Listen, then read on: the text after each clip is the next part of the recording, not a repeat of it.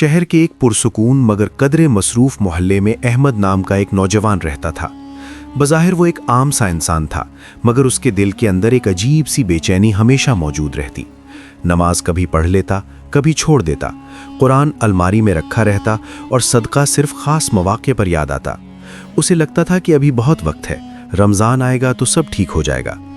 ایک شام احمد دفتر سے واپس لوٹا تو محلے کی مسجد سے اعلان ہو رہا تھا کہ رمضان آنے میں صرف چند دن باقی ہیں۔ یہ آواز اس کے کانوں سے ٹکرائی مگر دل تک نہ پہنچی۔ وہ گھر آ کر موبائل میں مصروف ہو گیا۔ رات گہری ہوتی گئی اور احمد نیند کی آغوش میں چلا گیا۔ اسی رات اس نے ایک عجیب خواب دیکھا۔ وہ خود کو ایک سنسان گلی میں کھڑا محسوس کر رہا تھا۔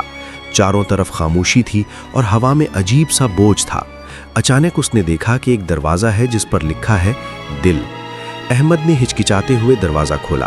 اندر اندھیرا تھا مگر دور کہیں ایک مدھم سی روشنی نظر آ رہی تھی۔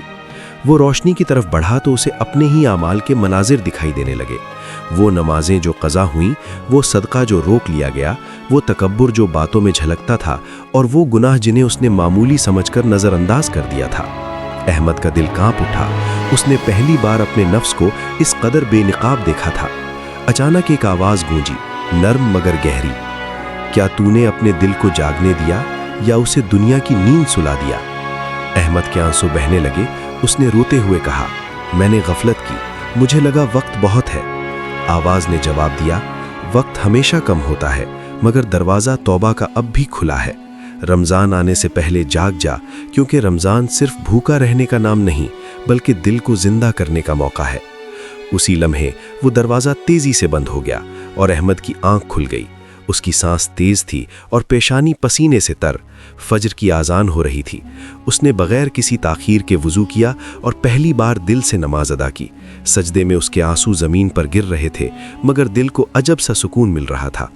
اس دن کے بعد احمد بدل گیا۔ اس نے سب سے پہلے ان لوگوں سے معافی مانگی جن کا دل اس نے کبھی دکھایا تھا۔ اپنے والدین کے قدموں میں بیٹھ کر ان کی خدمت کا وعدہ کیا۔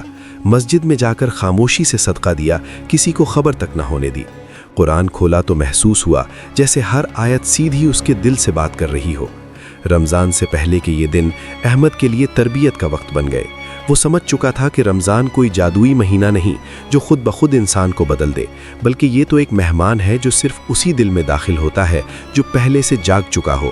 جب رمضان کا چاند نظر آیا تو احمد کی آنکھوں میں خوشی کے آنسو تھے۔ اس بار وہ رمضان سے کچھ مانگنے نہیں بلکہ خود کو پیش کرنے آیا تھا۔ اس کا دل اب سویا ہوا نہیں تھا، وہ جاگ چکا تھا، اور یہی جاگنا اس کی اصل کامیابی تھی۔ اگر آپ کو یہ کہانی پسند آئی تو سبسکرائب کرنا نہ بھولیں، اپنے دوستوں کے ساتھ شیئر کریں اور بیل آئیکن دبائیں تاکہ آپ کو ہر نئی اسلامی کہانی کی اطلاع فوراً مل جائے۔